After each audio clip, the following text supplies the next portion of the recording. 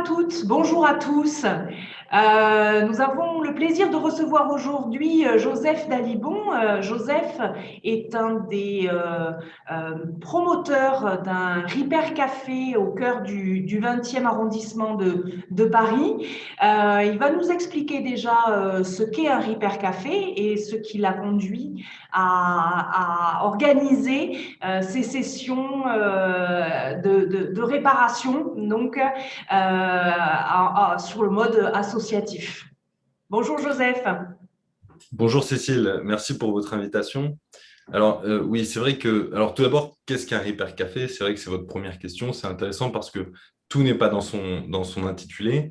Et donc l'idée générale, le principe de base, c'est que nous nous réunissons en général dans un espace où une équipe de bénévoles avec des compétences en matière de réparation électronique, mécanique, électrotechnique, viennent réparer bénévolement des objets du quotidien. Donc, ça peut être des micro-ondes, des grille-pains, des ordinateurs, de personnes qui les amènent. Et c'est fait à titre évidemment gracieux. Et il y a plusieurs idées qui se cachent, plusieurs motivations, on va dire, qui se cachent derrière ce rendez-vous. C'est à la fois très convivial, donc les gens viennent pour partager un moment. Il y a une dimension évidemment de transmission de savoir. On vient aussi pour apprendre à réparer. Et enfin, on vient évidemment pour l'aspect très pratique où on en a marre de jeter des choses qui ont des durées de vie de plus en plus courtes. Et donc, on essaye de les réparer. On fait cette démarche pour les réparer.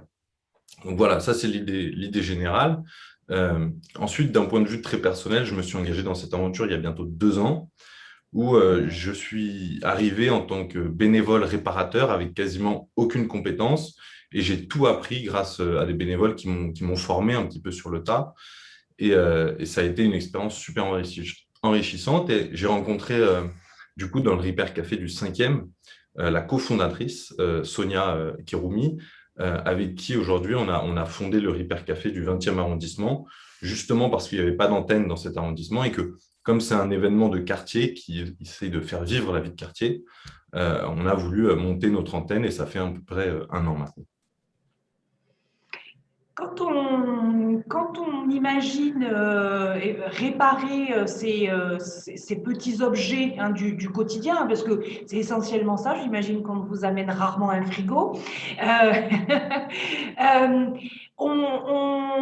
c'est peut-être un peu caricatural, hein, mais on se dit finalement que les fabricants ont intégré dans leur fabrication quelque chose qui fait que cet objet ne peut pas vivre plus de 4, 5, 6 ans et que finalement il suffit d'un petit peu de savoir-faire et un peu de jugeote pour pouvoir les remettre en place. Alors, ce que vous dites est vrai, mais on peut avoir des débats au sein, et notamment au sein de nos bénévoles, sur justement ce principe d'obsolescence programmée. On aurait tendance à pointer du doigt les fabricants d'objets en disant les produits qu'ils fabriquent n'ont pas une durée de vie suffisante et ils le font exprès pour qu'on puisse racheter. C'est vrai, c'est faux. On a des bénévoles qui sont des anciens ingénieurs et certains ont conçu ces objets, ont conçu des micro-ondes, des grille-pains, et ils nous disent très clairement, dans leur pratique, dans leur métier, à aucun moment, lorsqu'ils conçoivent un objet de la sorte, ils vont faire exprès de faire en sorte que cet objet va casser. Ils ne le font Un pas. petit peu une Donc ça, légende urbaine que de penser que c'est c'est volontaire. pas, voilà, c'est pas volontairement.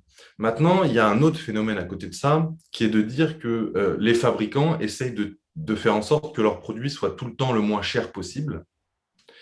Et donc, cette tendance-là va les amener au fond, à modifier la composition et la fabrication de leurs objets, à la fois par une dégradation de la qualité des matériaux et aussi, de manière très concrète, le fait de remplacer des vis par de la colle. Ça coûte moins cher et par contre, ça a pour effet quand on veut ouvrir l'objet, on ne peut pas parce que toutes les parties sont collées et donc on va casser l'objet si on cherche à l'ouvrir. Et donc, ce remplacement de la colle, c'est très pratique, hein, on remplace les vis par de la colle. Ça permet de baisser les coûts de production, de faire un objet moins cher. Et l'effet indirect, c'est que c'est plus difficile de réparer. Et donc ça, c'est plus embêtant pour nous. Donc, voilà, ce n'est pas forcément volontaire. Maintenant, c'est un fait que les objets sont plus en plus difficilement réparables. Il y a aussi une autre idée qui est derrière cela, c'est que les objets sont de plus en plus petits, notamment en termes de l'électronique. Il y a de l'électronique assez pointue dedans, dans les aspirateurs, par exemple. Les aspirateurs, il y a 20 ans, c'était très rudimentaire et donc c'était plus facile de réparer. Et maintenant, on a des objets qui sont de plus en plus pointus, qui intègrent des circuits imprimés de plus en plus petits. Et forcément, ça rend aussi les choses parfois un petit peu difficiles à réparer. Et c'est pour ça que, alors on ne fait pas vraiment de statistiques chez nous, mais tous les objets qu'on reçoit et dont on prend la charge, on ne les répare pas tous. Voilà, les imprimantes, par exemple, c'est très petit, c'est du plastique en général de mauvaise qualité. Et donc, quand on va essayer de réparer, il arrive parfois que ça casse ou que ce soit tout simplement impossible de les réparer. Maintenant, il y a des choses qu'on arrive à réparer, mais voilà, c'est les aléas, on va dire, des réparations. On le voit évidemment et d'autant plus avec la crise sanitaire que l'on vit, il y a quand même une prise de conscience des citoyens et donc des consommateurs sur la nécessité de prolonger la vie des objets que l'on achète. Est-ce que on peut déjà, alors on peut noter cette prise de conscience, est-ce que l'on peut déjà voir une prise de conscience aussi des fabricants? Oui, on peut imaginer bien évidemment une prise de conscience des fabricants. Après, la réflexion se situe à une échelle très globale sur où est-ce que c'est produit et de quelle manière on produit. Maintenant, c'est vrai que, c'est vrai que toutes les initiatives qui consistent à créer des objets qu'on qualifie parfois de modulaires, je sais qu'il y a des téléphones il y a certains fabricants de téléphones qui font ça, où la batterie qui a une durée de vie, par exemple, assez limitée, on va pouvoir très facilement la remplacer, ou la caméra. Et donc, en fait, les objets vont être constitués de modules avec des durées de vie différentes. Et si la batterie tombe en panne, on n'est pas obligé de jeter tout l'appareil, on a juste à remplacer la batterie. Et donc, après, c'est un travail, c'est vrai, des fabricants de faire en sorte qu'ils continuent aussi de produire des pièces détachées parce que ce n'est pas tout le temps le cas. Et donc, c'est vrai que ce mode de fabrication pourrait faciliter les choses, ça c'est sûr. Et vous avez évoqué le fait qu'il y a dans ces Hypercafé un aspect technique.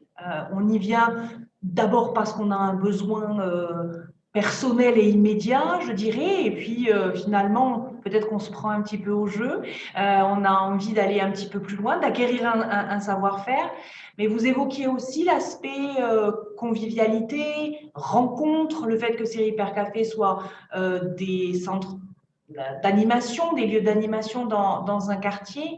Donc, c'est aussi acquérir un savoir-faire, il y a de la transmission et puis il y a de la convivialité.